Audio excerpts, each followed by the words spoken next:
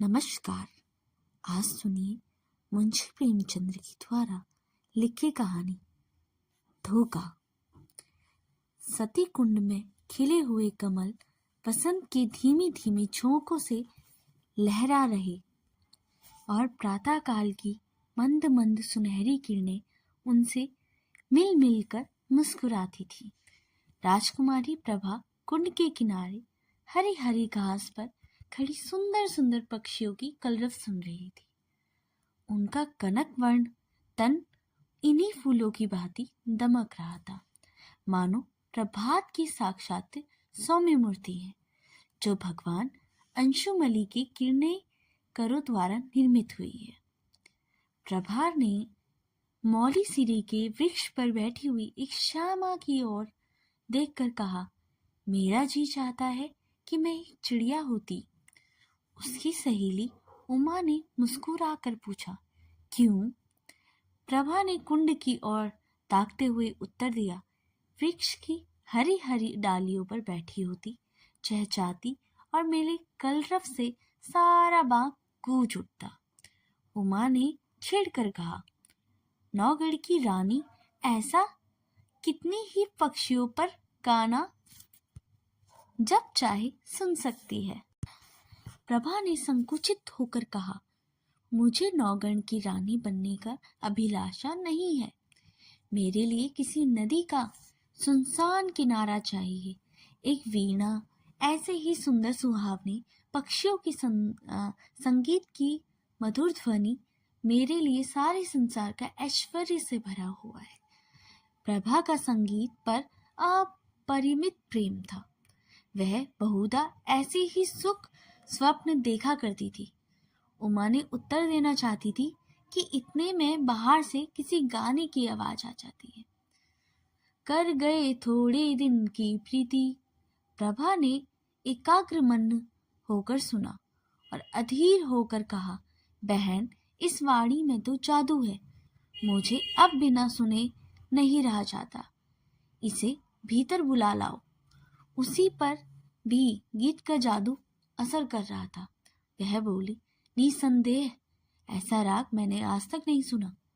खिड़की खोल कर बुलाती हूँ। थोड़ी देर में रागिया भीतर से आया। सुंदर सजीले बदन का नौजवान था। नंगे पैर, सिर्फ कंधे पर एक मृगमश शरीर पर एक गेरुआ वस्त्र, हाथों में एक सितार मुखार विंद से तेज छिटक रहा था। उसने दबी हुई दृष्टि से दोनों कोमल लांगी रमणियों की ओर देखा और सिर झुकाकर बैठ गया। प्रभा ने झिझकती हुई आंखों से देखा, दृष्टि नीचे कर ली। उमा ने कहा, योगी जी, आप हमारे बड़े भाग्य हैं कि आपके दर्शन हुए। हमको भी कोई पद सुनाकर कृतार्थ कीजिए। योगी ने सिर झुकाकर उत्तर दिया, हम योगी लोग नारायण का भजन गाते हैं। ऐसे दरबारों में हम भला क्या गा सकते हैं, पर आपकी इच्छा है तो सुनिए। कर गई थोड़े दिन की प्रीति, कहाँ वह प्रीति, कहाँ यह बिछल, कहाँ मधुबन की रीति। कर गए थोड़े दिन की प्रीति। योगी का रसीला करुण स्वर, सितार का सुमधुर निनाद, उस पर गीत का माधुर्य प्रभा को बेसुध कर दिए देता है। इसका रसज्ञ स्वभाव और उसका मधुर रसीला गान अपूर्ण संयोग था। जिस भांति सितार की ध्वनि गगन मंडल में प्रतिध्वनित हो रही थी, उसी भांति प्रभा के हृदय में लहरों की छिछालें उड़ रही थी। वे भावनाएं जो अब तक शांत जगी पड़ी हुई थी, हृदय सुख स्वप्न देखने लग गया था। सती कुंड के कमल तिलिस्म की परिया बनकर मंडराते हुए भौरों की तरह सजल नयन में हो रहे थे। कर गए थोड़े मन की प्रीति। सुखर्य और हरी पत्तियों से लदी हुई डालियां सिर झुकाए चहकाते हुए पक्षियों से रो रो कर कह रही थी, कर गए थोड़े दिन की प्रीति। और राजकुमारी प्रभा का हृदय भी सितार की मस्तानी के तान समान गूंजता था। कर गए थोड़े दिन की प्रीति। मैं क्या करूं? प्रभा बघोली के राव देवी चंद की इकलौती कन्या थी। राव पुराने विचारों से रईस थे, कृष्ण की उपासना में लवलीन रहते थे, इसलिए इनके दरबार में दूर दूर के कलामंद और गैरव्य आए करते थे। इनाम एक राम पाते थे। राव साहब ने गाने से प्रेम था और स्वयं भी इस विद्या में निपुण थे। यद्यपि एक वृद्धावस्था के कारण यह शक्ति निरोध हो रही थी, पर फिर भी विद्या के गुण तत्वों के पूर्ण जानकार थे। प्रभा बाल्यकाल से ही उनकी सहबतों से बैठने लगी थी। कुछ तो पूर्व जन्म का संस्कार और कुछ दिन रात गाने की चर्चाओं ने उसे भी इस फन में अनुरक्त कर दिया था। इस समय उसके सौंदर्य की खूब चर्चा हुआ करती थी। राव साहब ने नौगढ़ के नव युवक और सुशील राजा हरिश्चंद्र ने उसकी शादी ताजीफ से की थी। उभय पक्ष में तैयारियां हो रही थी। राजा हरिश्चंद्र मेयो कॉलेज अजमेर के विद्यार्थी और नई रोशनी के भक्त थे।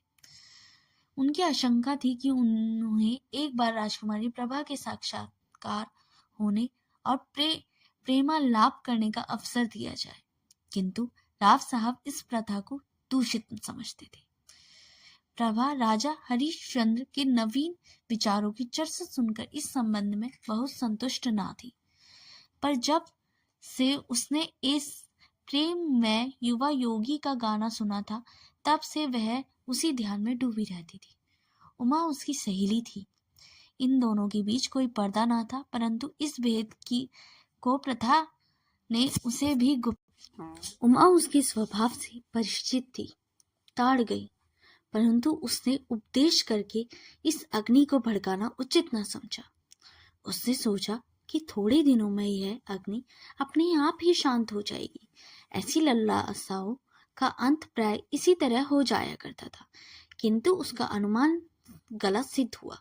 योगी वह मोहिनी मूर्ति कभी प्रभा की आंखों से न उतरती। उसका मधुर राग प्रतीक्षण करके उसके कानों में गूंजता। उसी कुंड के किनारे वह सिर झुकाए सारे दिन बैठी रहती थी।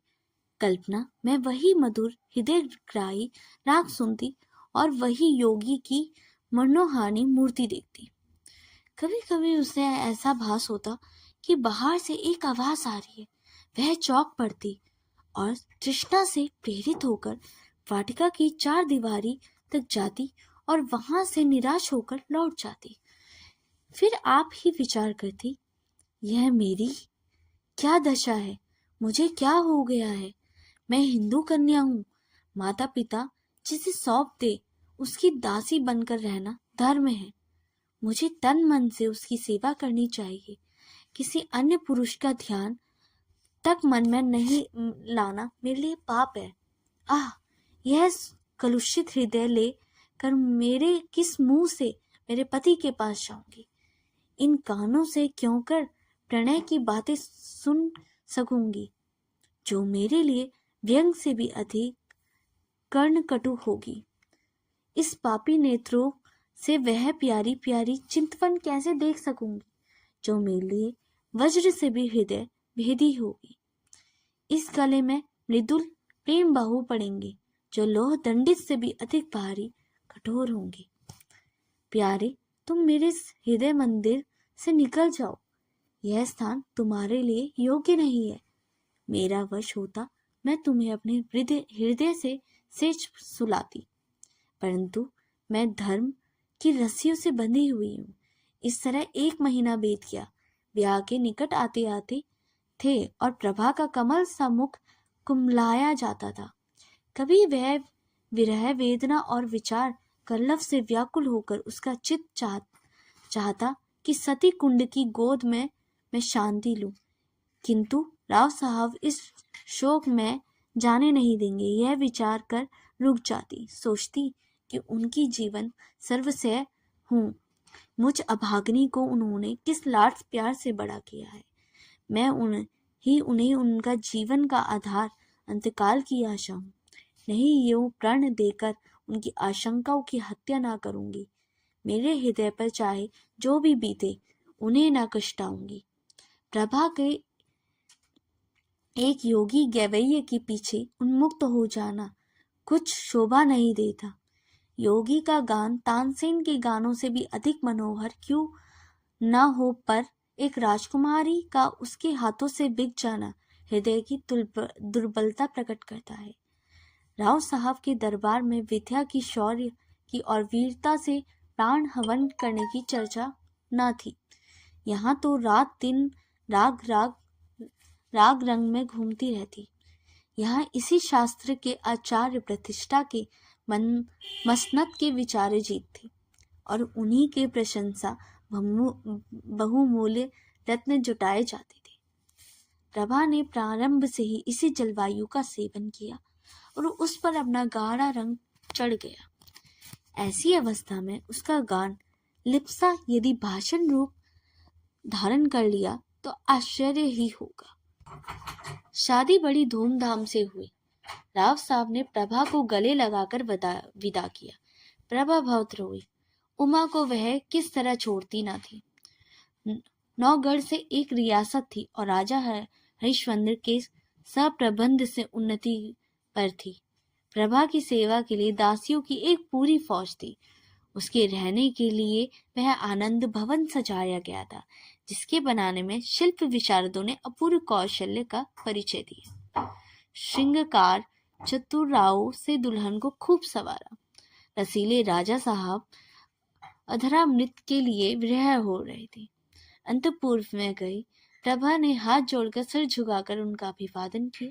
उसकी आंखों से आंसू की नदी बह रही थी। पति ने प्रेम के मत से उसे घूंघट हटा दिया। दीपक था पर बुझा हुआ, फूल था मुरझाया हुआ। दूसरे दिन से राजा साहब की यह दशा हुई कि भौरों के प्रतीक्षण में उसे फूल पर मंडराया करते। न राजपाट की चिंता थी, न सैर, न शिकार की परवाह। प्रभा की वाणी रसीला राग थी, उसकी चितवन सुख का सागर, उसका मुख चंद अमोद का सुहावना कुंज। बस प्रेम मद में राजा साहब बिल्कुल मतवाले हो गए थे। उन्होंने क्या मालूम था कि दूध में मक्खी है। यह संभव था कि राजा साहब के हृदयहारी और सरस व्यवहार का, जिसमें सच्चा अनुराग भरा हुआ था, प्रभा पर कोई प्रभाव ना पड़ता। प्रेम का प्रकाश अंधेरे हृदय को भी चमका देता है। प्रभा मन में बहुत लज्जित होती। वह अपने को इस निर्मल और विशुद्ध प्रेम के योग्य न पाती थी। इस पवित्र प्रेम के बदले उसे अपनी कृत्रिम रंगे हुए भाव प्रकट करते हुए मानसिक कष्ट होता था। जब तक राजा साहब उसके साथ रहते, उसके गले लता की भांति लिपटी हुई घंटों प्रेम बातें किया करती। वह उसके साथ सुमन वाटिका में चहल करती और फूलों का हार गूंथती और उनके गले में हाथ डालकर प्यार दिखाने का ये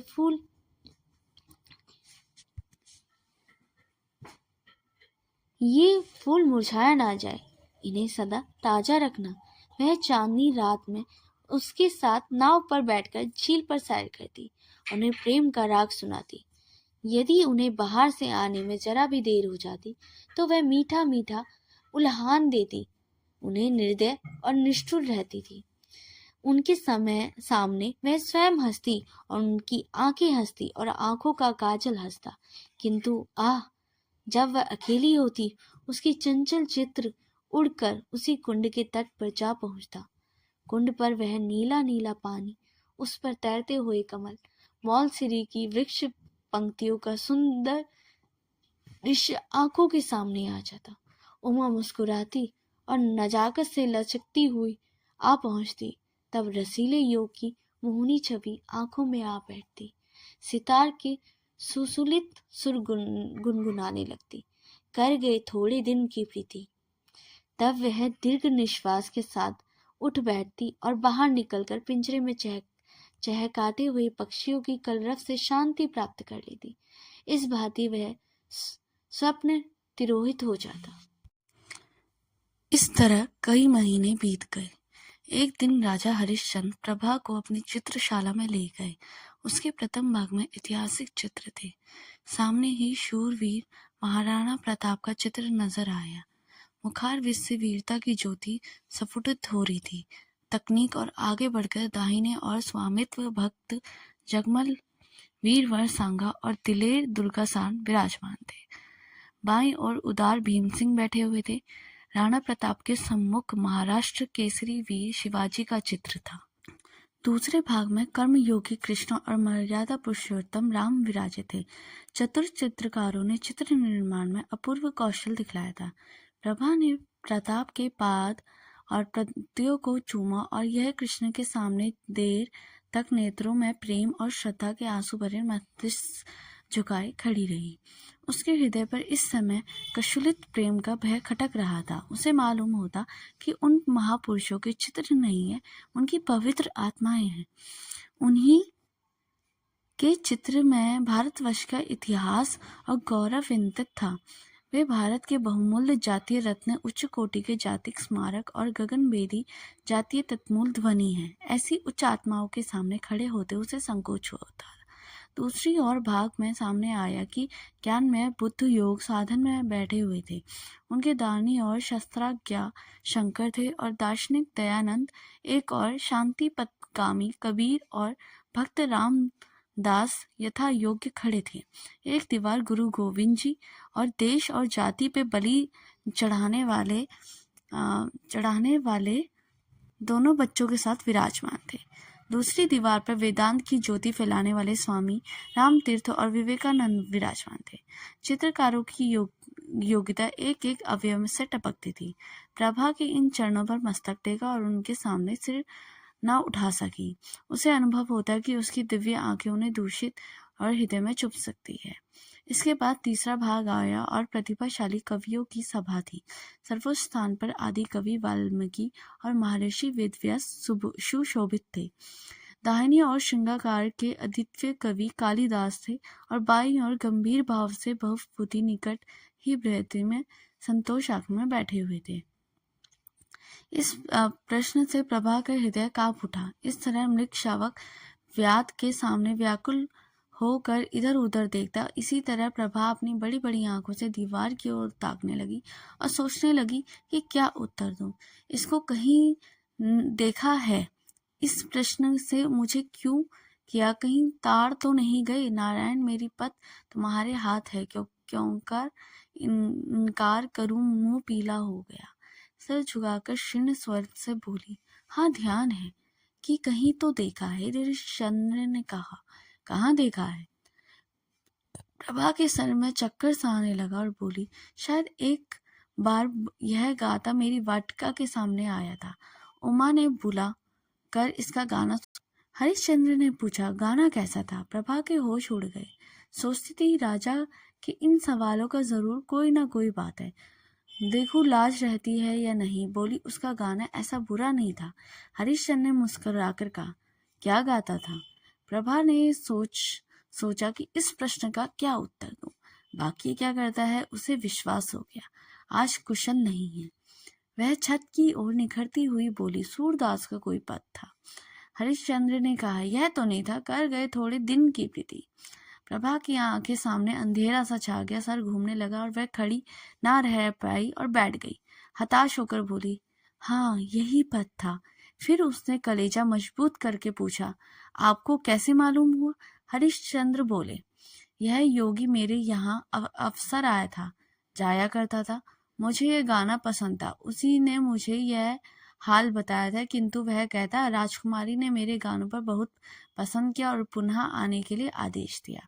प्रभा को अब सच्चा क्रोध दिखने का अवसर मिल गया। वह बिगड़ कर बोली, यह बिल्कुल झूठ है, मैंने उससे कुछ नहीं कहा। हरिश्चंद्र बोले, यह तो मैं पहले ही समझ गया था कि यह उन महाशय की चालाकी है। डिंक मारना गवैया की आदत है, परंतु इसमें तुम्हें इनकार नहीं किया।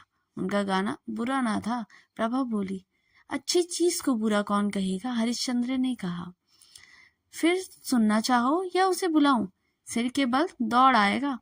क्या उनके दर्शन फिर होंगे? इस आशा में प्रभा का मुखमंडल विकसित हो गया, परंतु कई महीनों का लगातार कोशिश से इस बात को बुलाने में कंचित सफल हो चुकी थी।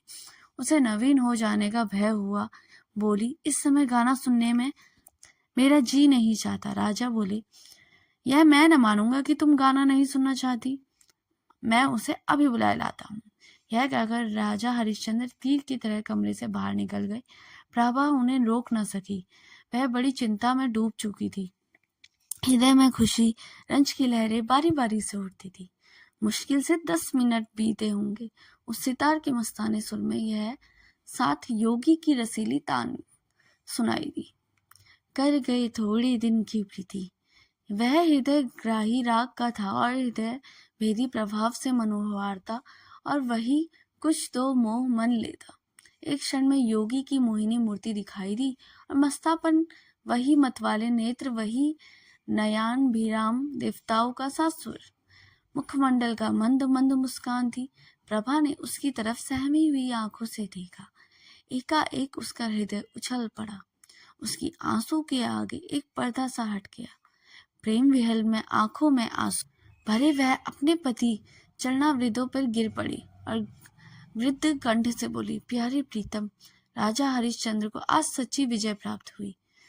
उन्होंने प्रभा को उठकर छाती से लगा लिया। दोनों आज एक प्राण हो गए थे। राजा हरिश्चंद्र ने कहा, जानती हो मैंने यह स्वांग क्यों रचा था? गाने का मुझे सदा से व्यसन था, और सुना है तुम्हें भी इनका शौक था। तुम्हें अपने हृदय भेंट करने से प्रथम एक बार तुम्हारा दर्शन करना आवश्यक प्रतीत हुआ, और उसके लिए सबसे सुगम उपाय यही सूझ पड़ा। प्रभा के अनुराग से देखकर कहा, योगी बन करे तुमने जो कुछ पा लिया वह राजा रहकर कदापि ना पा सके। यह तुम मेरे प्रति और प्रियतम भी हो गए, और तुमने मुझे धोखा दिया और मेरी आत्मा को कलंकित किया। उसका उत्तरदाता कौन हो? अगर आपको यह कहानी पसंद आई हो तो लाइक करें, कमेंट करें और सब्सक्राइब करना ना भूलें। मिलते हैं अगली कहानी में। तब तक के लिए धन्यवाद।